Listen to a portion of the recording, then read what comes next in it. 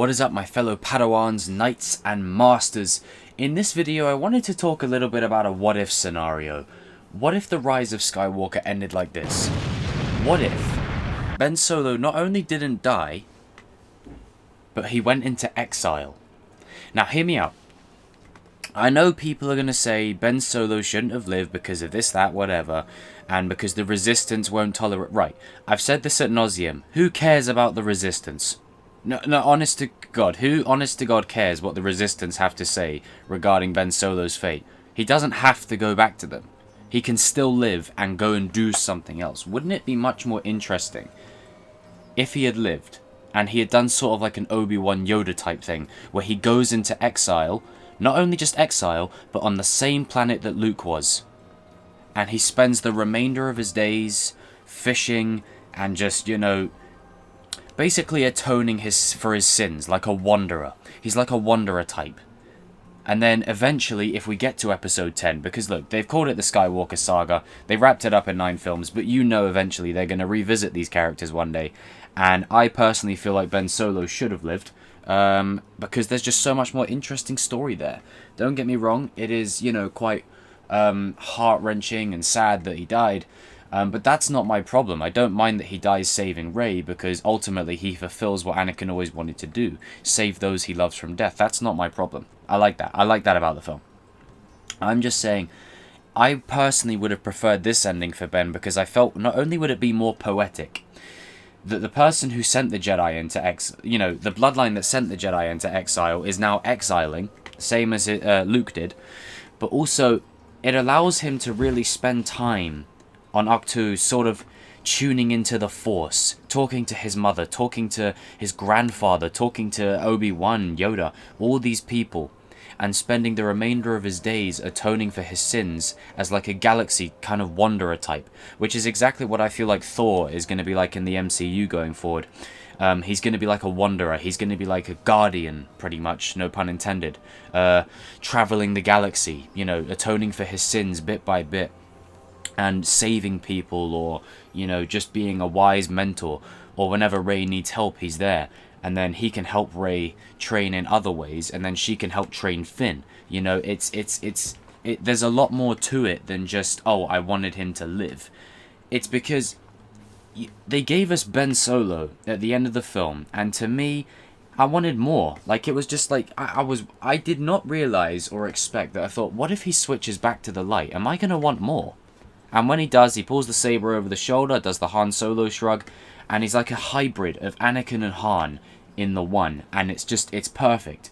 And then, you know, he gets tossed out of the battle, because Palpatine's petty, and then he climbs back up out the pit, he saves Rey, and ultimately he trades places with her. So now the two souls are one, you know, if you want to look at it in that kind of cheesy way, it's the canon. But it's just, this is something that I would have preferred. I would have much preferred Ben Solo to sort of disappear to Ahch-To as like a wanderer and just atone for his sins. And, you know, wouldn't it be interesting? Episode 10, Rey and Ben have been communicating using their Force connection, Force Skype, as some people call it. They've been using this connection for like 10 years, and you know, not secretly, but they've been working to train a new order, and Finn is the first student. Wouldn't that be cool?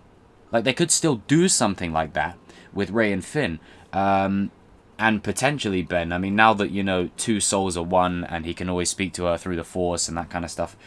But I don't know, I just feel like there was a missed opportunity with the sequel trilogy to unite the light and the dark properly, you know, to have a light side user and a dark side user coming together and being the birth of something new.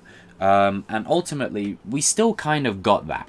I don't know, this is something that's been mulling over in my mind for a little while. This isn't like anything more than just a what-if scenario, and I just wanted to gauge what everyone else would kind of think of this idea of Ben Solo just exiling himself and becoming like a wanderer, or becoming like a, you know, a wise old owl, or just a hermit, pretty much. And we catch up with him in 10 years, and then, you know, he's got to get back in the fight. And then in episode 10, maybe he dies then. You know, I'm just saying, like, it could have opened the door for that. You know, it's one thing about this trilogy that they didn't have a plan. It's just, I feel like the characters only did 70% of what they could have. Now, there's a lot of characters in Star Wars that I could say that for. Darth Maul, Captain Phasma, Jango Fett, Mace Windu even. But at least with Mace Windu, he has his moments. He has a duel, he kills a bounty hunter. Darth Maul has probably the best lightsaber fight in the saga, you know, like in terms of the score, the double-bladed saber, you know, all of that. Duel of the Fates, it's just amazing. Captain Phasma, not a lot, kind of killed, and then that's it, really, not a lot there. The Knights of Ren, just kind of cannon fodder. Sith Troopers, same thing. In essence, what they needed to do with the Sith Troopers was make them like the Death Troopers in Rogue One, make them a threat, you know?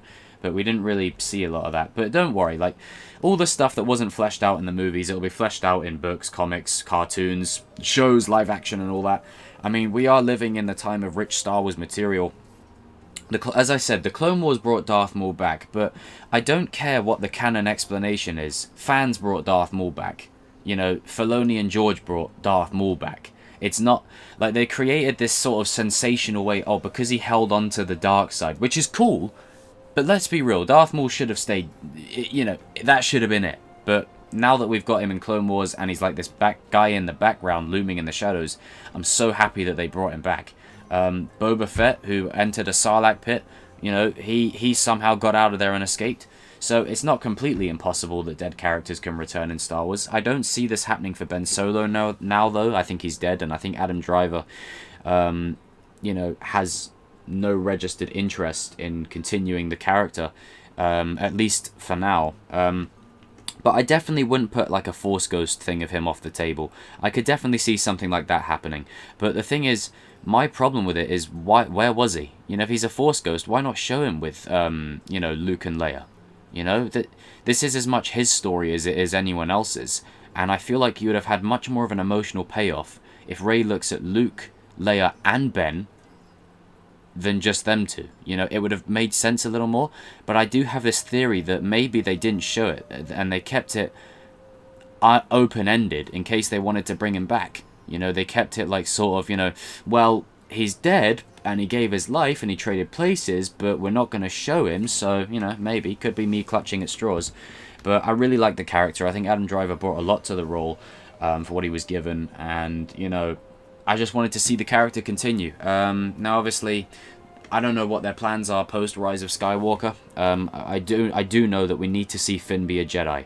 Not in a book, not in a comic, not in a cartoon. We need to let John Boyega be a Jedi. If it's not now, down the line, like in episode 10 or something, it needs to open up with Finn being a Jedi. Just straight up, it has to. Now, I don't know, because this is what I wanted to pass to you guys. Because Rey's lightsaber is now a different color, does that mean that all lightsabers going forward are not just going to be blue and green, they're going to be like the same color? So if Finn started training, does that mean his lightsaber will be that color kind of thing? Will it be like a white, gold, yellowy kind of look?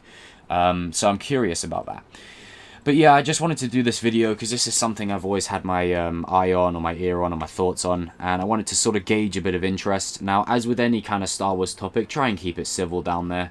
You know, it can usually just end up into a toxic cesspool of dog mess, but, you know, I'm going to try my best to keep it civil down there with you guys, because at the end of the day, we all love Star Wars. So, you know, we're all a fan of it. Let's come together, let's talk about the things that we like. And this is nothing more than just a what if, you know. I mean, they shouldn't have killed Ben, but at least they didn't give him, out of all the characters that got shafted in this trilogy, at least he got an arc. You know, he got an arc beginning, middle, and end. That's something that I am thankful for. But this is just something that, a what if. What if he lived and he went to exile on this planet, and then 10 years from now, Rey's like, look, I need you, we got to do something. Like, that would be cool to me. That'd be sick. Anyway, comment your thoughts down below, guys. Yeah. And remember, the Force will be with you. Always. And in the novelization, Ben did say to Rey, you know, I'll always be with you. So, he'll speak to her through the Force. But it'll be probably a long time before we see anything with these characters for a while.